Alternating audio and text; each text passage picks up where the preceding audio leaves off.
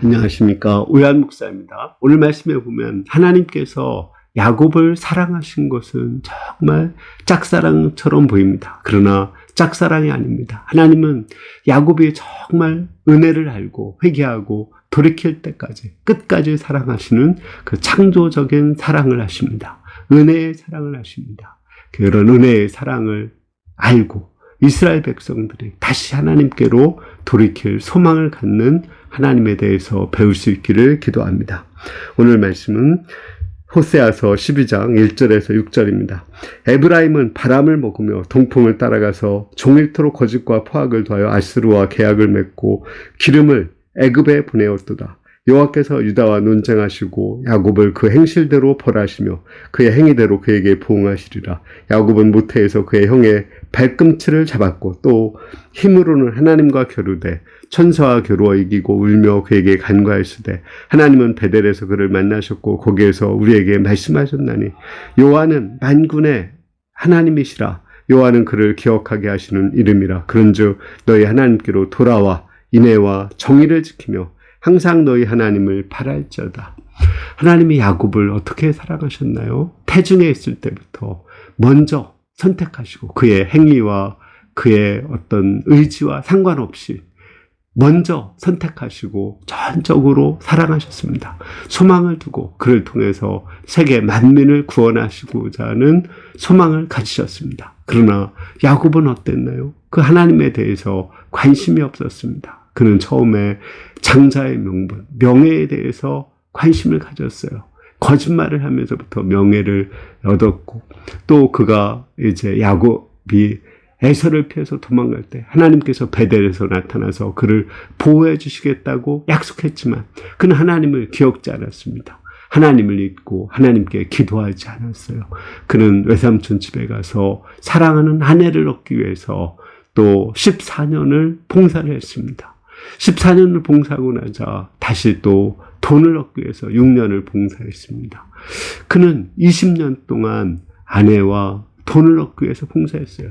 그동안에 그는 기도했다는 말도 없습니다. 하나님을 찾지 않았습니다. 오직 자기가 원하는 것만을 찾았어요. 그러나 하나님은 그를 사랑하시고 그가 원하는 것을 다 얻게 하시면서 그가 하나님께로 돌아오기를 기다리고 있었습니다. 그러나 그는 하나님께로 돌아가지 않았어요.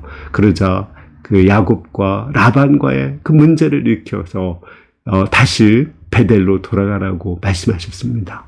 돌아가는 길에 그는 에서를 만나게 됩니다. 에서가 많은 군대, 400명의 군대를 끌고 온다는 것을 깨닫습니다. 그는 심히 두렵고 답답해서 야복강에서 하나님께 기도합니다. 그때서야 비로소 하나님께 나가서 그는 기도합니다. 그때도 자기 하나만 살려고 그래요. 만약에 자기 아내나 자식을 다 죽이면 자기 혼자서 도망가려고 합니다. 이런 비열하고 이기적이고 자기중심적인 사람입니다. 하나님은 야곱의 환도뼈를 치셔서 그가 도망가지 못하게 합니다. 하나님께 울면서 기도하게 해요. 그때 야곱을 이스라엘로 변화시켜 주시고 하나님의 사람으로 만들어 주십니다. 그러나 그 후에도 그는 베델로 가서 서원을 갚지 않았습니다. 오히려 세겜에 머물면서 거기서 안주하려고 했어요. 그러자 또 그 디나가 겁탈을 당하고 야곱의 자식들 시몬과 레이가 세겜 사람들과 싸워서 그는 거기에 더 이상 살 수 없게 되었을 때 비로소 베델에 가서 그는 하나님께 서원을 갚고 이스라엘로 변화되고 하나님 중심적인 사람, 세계의 복을 나눠주는 사람으로 그는 변화되었습니다. 지금 이스라엘 민족이 바로 야곱과 같습니다. 그들은 하나님의 축복을 받고도 하나님을 찾지 않고 또 하나님의 은혜를 배신하고 자기 욕심과 그 교만과 자기 힘을 의지해서 살고 있습니다. 강대국을 의지해서 살고 있습니다. 그러나 하나님은 그들을 다시 하나님을 찾도록 하십니다. 마치 야곱이 라반에 의해서 또는 형 에서에 의해서 하나님을 찾을 수밖에 없었듯이 이스라엘 백성도 하나님을 찾게 하십니다. 아스루에 의해서 그들을 망하게 하시고 밑바닥을 경험하게 하셔서 그들이 울며 하나님께 나와서 구하게 하십니다. 그때 하나님께서는 그들을 만나주시고 그들을 변화시켜 주십니다. 예수님이 다시 오셔서 갈릴리에서 사마리아에서 그들을 변화시키시고 부르시는 놀라운 역사의 소망을 갖습니다. 하나님은 야곱을 사랑하셔서 변화시켰듯이 반드시 이스라엘도 사랑하여 변화시킨다는 소망을 가지고 있습니다. 우리 하나님의 사랑은 절대적인 사랑입니다.